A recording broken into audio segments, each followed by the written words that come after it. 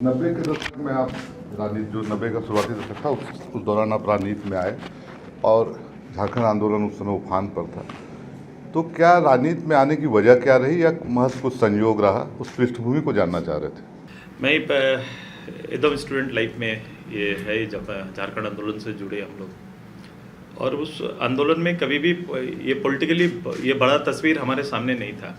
हम लोग एक फ्रीडम फाइटर के रूप में शांति देश के आंदोलन को पढ़ा है, देश के आंदोलन के वीरों को किताबों में पढ़ा था। फीलिंग्स ये था अंदर से उस समय इतनी कम अवस्था में कि आप अपने आप को उस जगह पर लेके खड़ा करते थे कि मुझे जैसे देश आज़ाद करने में जिन लोगों ने भूमिका अदा की, शायद ये स्टेट भी उसी तरह से मुझे आज़ाद करना है, मेरी भूमिका उसी रूप से है। हम लोग उस भूमिका में उतरे थे और उसमें जो अलग अलग जवाबदेही मिलती थी, थोड़ा आजसू के साथ था कि थोड़ा इनके लड़ाई का तरीका थोड़ा अलग था। तो उस समय आप सोच सकते हो 10-12 का बच्चा किस रूप से चीज़ों को ले जाए।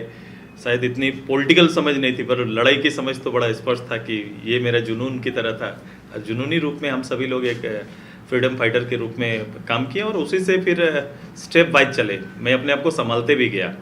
अब आजसू का बिखराव भी आप सभी लोगों ने देखा है, और कोई भी लड़ाई देश में या देश से बाहर भी कभी भी इस तरह से जिस तरह से हम लोग लड़े थे, आजसू ने लड़ा, उसका परिणाम में बिखराव स्वाभाविक था। हम आंदोलन को पीक पर ले गए, लेकिन हम संस्था को उतना सुरक्षित नहीं रख पाए, क्योंकि इसलिए नहीं हो पाया क्योंकि आजसू ऑर्गेनाइज नहीं रह पाया। उसका कारण सबसे बड़ा था प्रताड़ना। सहयोग जिस अपेक्षा को आप करते हैं कभी भी किसी लड़ाई में, वो सहयोग उस रूप से ना मिल पाना। इसलिए जो साथी भी आगे रहे हैं, सीनियर्स भी रहे हैं, बिखराव हुआ, और उस बिखराव के बीच में खुद को बचाना, यातनाओं सहना, जेल यात्रा करना। मैं 3 बार इसी आंदोलन में पुरुलिया, चाईबासा, रांची 2 बार मेरी जेल यात्रा इससे हो पाई। मैं फिर उसके बाद परिवार, घर, तेरा भविष्य कहाँ ले जा रहा है, कई प्रश्नों के बीच से फिर खुद को स्टेबल करना, खड़ा करना, बहुत मैंने वो उस समय ही ज़िंदगी को बहुत नज़दीक से हम सभी लोगों ने देखा है, और प्रदेश को बनते देखा तो अपार खुशी भी, और तुलनात्मक रूप से वही सोल्जर्स का ही परिचय अपना बना है, और वहीं से फिर राजनीतिक फैलाव हुआ है। मैं कमिटेड रूप से रहा। मैं जिस राज्य को बनाया उस राज्य को उसी स्वरूप और उसी भावना और उसी आकांक्षा से देखना चाहते थे। 2000 में आप पहली बार विधायक बने, 99 दिसंबर 99 दिसंबर, और उसके बाद फिर मंत्री भी बने, सत्ता में कई बार रहे आप। तो पूरा इसको किस तरह से, कितने संतुष्ट रहे आप इस? मैं बिहार विधानसभा का सदस्य बन के गया। पहले मैं जब चुनाव लड़ा तो बिहार विधानसभा का था, और उस समय ये लड़ाई एक स्तर पर आ चुकी थी, विधायक के रूप से भी। मैं ऑल पार्टी मीटिंग पहले भी अटेंड करता था। मैं नेशनल स्टूडेंट यूथ फोरम का हिस्सा रहा।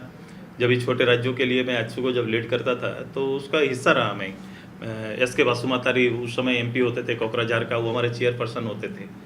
हम लोग ने मिलके नेशनल फोरम बनाया है जो गोरखालैंड, इसको लेकर। मेरा अनुभव उस समय, मैं 97 में मुझे कोकराझार में उसके ट्रेनिंग कैंप में, उस समय थोड़ा उग्र आंदोलन, ट्रेनिंग कैंप में बिताने का अवसर मिला। मैं पहला फ्लाइट भी उसी समय चढ़ा, और उन्हीं के दिए टिकट पर पहली बार चढ़ के गया था कोकराझार। 3 दिन उनके पूरे सराउंड में वहाँ पर उनके लड़ाई का, और लड़ाई का जो स्तर था उनका, वो अपने बोडो का, तो मैंने उसको बहुत नज़दीक से देखा, समझने का प्रयास। उसी तरह गोरखालैंड वालों से मेरा काफ़ी अच्छा रहा, उनके साथ घनिष्ठता रही। मैं कई अवसरों पर उनके साथ गया।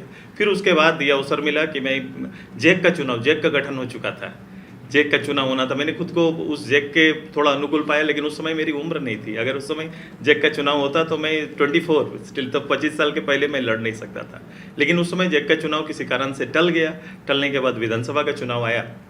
मैं ये निर्दलीय जो परिचय एक फ्रीडम फाइटर के रूप में बना था, उसी परिचय को लेकर उतरा, और लोगों ने प्यार दिया, और मैं विधायक के रूप में गया। तो मेरी जिस विधानसभा में गया, मैं उस विधानसभा का काफ़ी छोटा सदस्य था। मैं बिहार के उस वैभव और उतना जो उस समय के, चूँकि कुछ लोग नाम से, कुछ लोग बल से मजबूत होते थे, तो मैं तो कभी कभी मुझे 3 बार मुझे लौटा दिया गया था गेट से, क्योंकि आई कार्ड बना नहीं था। तो मैं थोड़ा और पतला दुबला थोड़ा था उस समय उतना, तो मैं 2-3 बार गया। मैं मेंबर बोल के बोलता था, तो नहीं, चूँकि आई कार्ड शुरू में बना नहीं था, तो फिर मुझे मजबूरन मुझे जो भेजा, फिर मैं आई कार्ड बाहर रहता था उसका दूसरे साइड, तो वो जाके आई कार्ड अपने एक सीनियर को पकड़ के आई कार्ड बनाया तो मुझे एंट्री मिली थी। नहीं तो गेट वाले भी मुझे नहीं पहचानते थे उधर जाने में। मैं रिक्शा से वहाँ से जाता था, वहाँ MLA से, और वहाँ उतरता था और खड़ा होकर देखते रहता था उधर कौन आ रहे हैं नहीं आ रहे हैं, फिर एंट्री लेता था। एंट्री का अनुभव भी मुझे है कि एक प्रकरण हुआ था, आपको याद होगा कि उस समय एक अपशब्द मोदी जी के लिए कह दिए थे। उस समय विपक्ष के नेता हमारे थे, मैं विपक्ष में ही बैठा उधर जाके, ओपोजिशन बैठा, विपक्ष के नेता मोदी जी, सुशील मोदी साहब हुआ करते थे, जिसको लेकर वो साधु यादव उनके जो मेंबर थे हाउस में, तो किसी शब्द को लेकर, चूंकि उस समय सत्ता परिवर्तन हस्तांतरित हुआ था, जो हालात अभी इधर है उस तरह का स्थिति था, तो मुझे CP सिंह साहब थे, मैं अगल बगल में थे, तो मैं अचानक वहाँ मैं सोचा कि वॉइस लड़ाई होगा, लेकिन वो हाथ का लड़ाई में बदल गया था। और ये सभी लोग जो माइक खोल के इधर उधर से चलने लगा, मुझे पकड़ के इन्होंने नीचे बोला कि इधर घुस जाओ और अभी निकलना नहीं है, अभी जब तक इधर फाइट चले।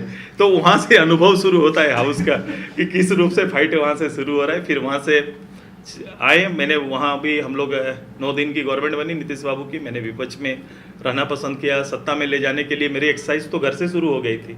लालू जी का फ़ोन आया था मेरे पास, और यहाँ के तथाकथित सारे लीडर मेरे गांव पहुँच गए थे, और मैं ही फ़ोन से बात किया था उनसे, मुझे याद है वो बात। तो मैंने उनसे पहला लालू जी से फ़ोन में, घर में उस समय फ़ोन लग गया था, फ़ोन में मैंने बात किया और उन्होंने कहा जी आओ समर्थन दो, मेरे साथ आओ, आप इधर मंत्री बनो, ये उनका ये था। तो मैंने कहा मुझे कुछ नहीं चाहिए, कि मुझे अलग राज दे दो।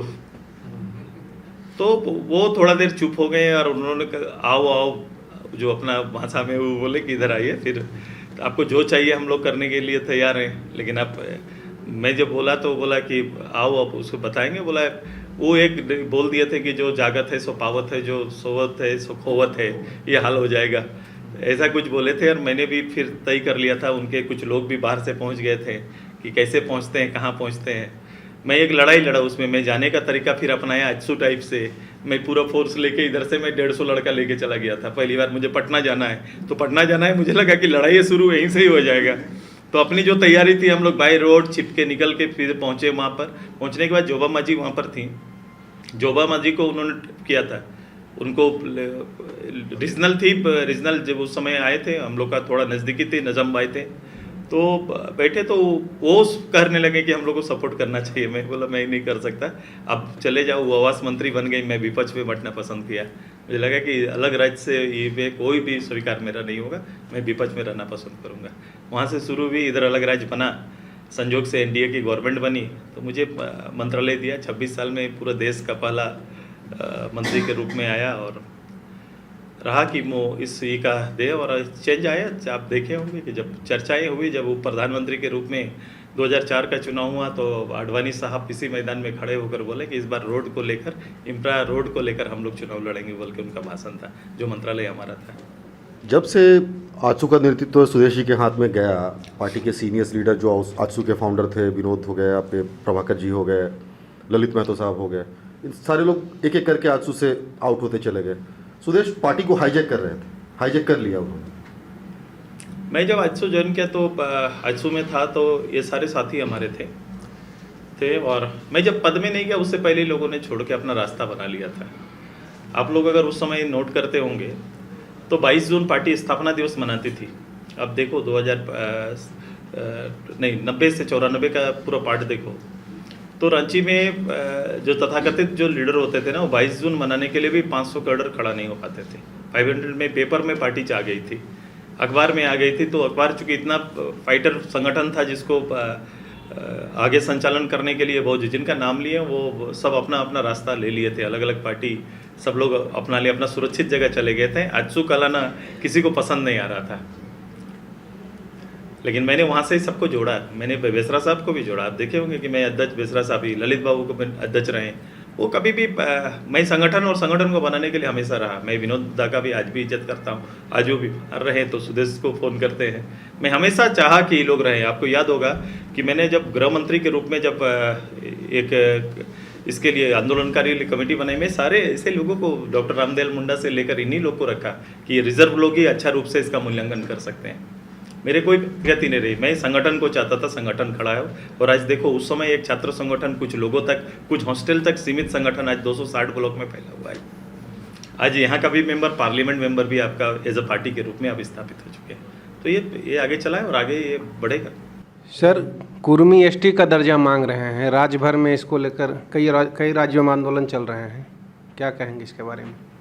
एकदम ये मांग नहीं रहे, ये इनका हक है, ये हक है। कुर्मी आप देखोगे, पुराने गजट पे चले जाओ आप, माने आज़ादी से पहले जब सबसे पहले जब जनगणना हुई 11 के बाद 13 में पहली बार जब पब्लिश्ड हुआ, 13 में जो आया, 11 के बाद आया, तो उस समय आदिम जनजाति बोल के डिक्लेयर्ड हुआ है। उस सूची में आप देखेंगे तो कुर्मी ऑब्लिक कुर्मी को उसमें शामिल किया गया है।